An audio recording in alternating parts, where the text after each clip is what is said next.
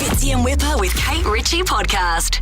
Well, it is the story that everyone's been talking about over the last 24 hours. This morning, search crews racing against time to find that missing submersible. Roger, platform ready to dive. It takes about 2.5 hours to travel over 2 miles deep under the sea. The search has been refocused overnight after crews detected noises. And with less than a day's worth of air, it will require specialized equipment to reach and bring the vessel back to the surface. Channel 7 News US Bureau Chief is David Woiwod. He's in St John's. That is the town closest to the search site, and he joins us now. David, how much time do they have left? How much oxygen do they have left, Dave? Good morning, guys. Well, we're really entering into a fairly critical phase of this operation now. It's kind of believed that they probably have around 24 hours or under 24 hours now. It's kind of hard to judge because we don't know exactly how much they had at the very start and when they started using that. So we're sort of thinking around 24 hours, and of course a lot of that is dependent on how much oxygen they are using. Look, if they are agitated or panicked in any way, they could be breathing faster and burning through that supply a whole lot quicker. So it's incredibly critical now that we have some form of breakthrough in this.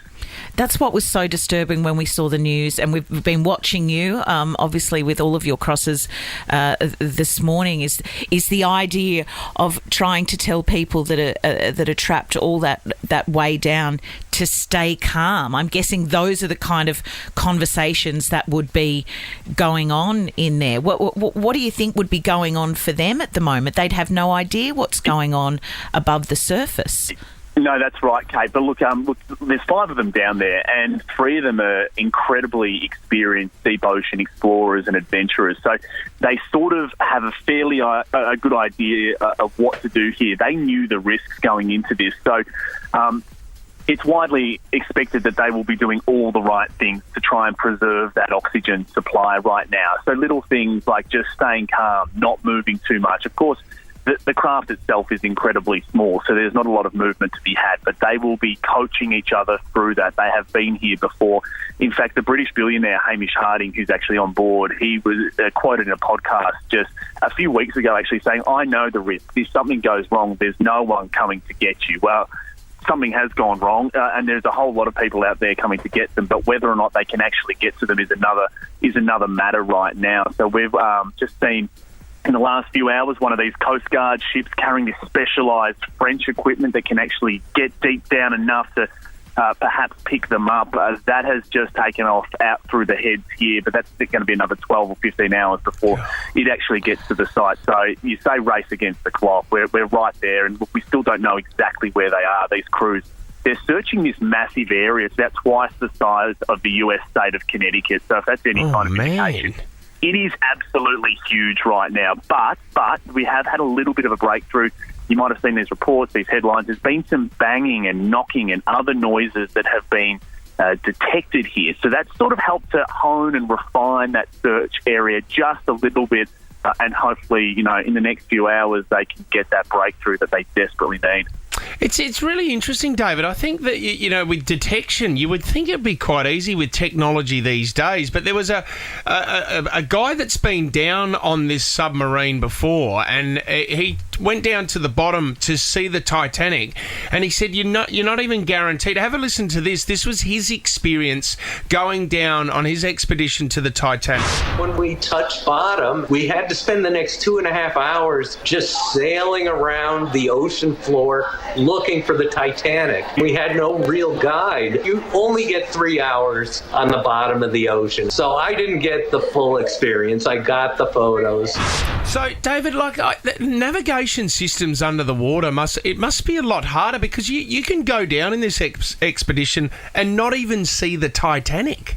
Yeah, that's right. And because these waters are so treacherous, there's so many currents, it is so wild down there.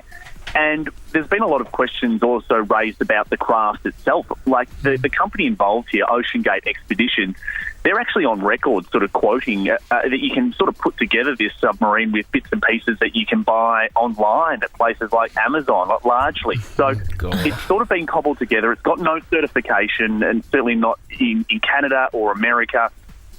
Its communication system is almost non-existent. I spoke to a guy who actually went down on it last year as well, and you know, they control it with what looks like a PlayStation controller.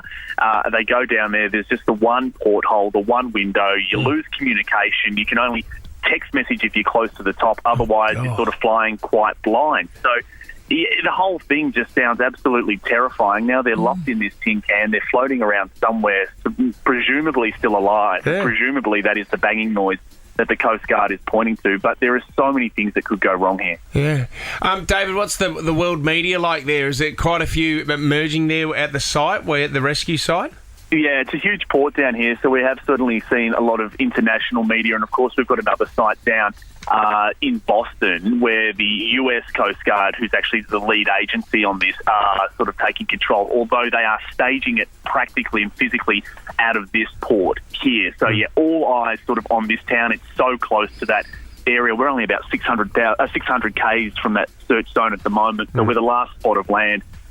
Next stop Titanic wreck kind of thing. So, yeah, everyone's sort of coming down here now. This whole town's really feeling it too. We appreciate your time, mate. We know how busy you are. You can tune into 7 News for all the updates. The US Bureau Chief over there, David Woiwod, thanks for joining us, legend. Love your stuff, guys. Thanks. Thanks, guys. David. Fitzy and Whipper with Kate Ritchie is a Nova podcast. For more great comedy shows like this, head to novapodcast.com.au.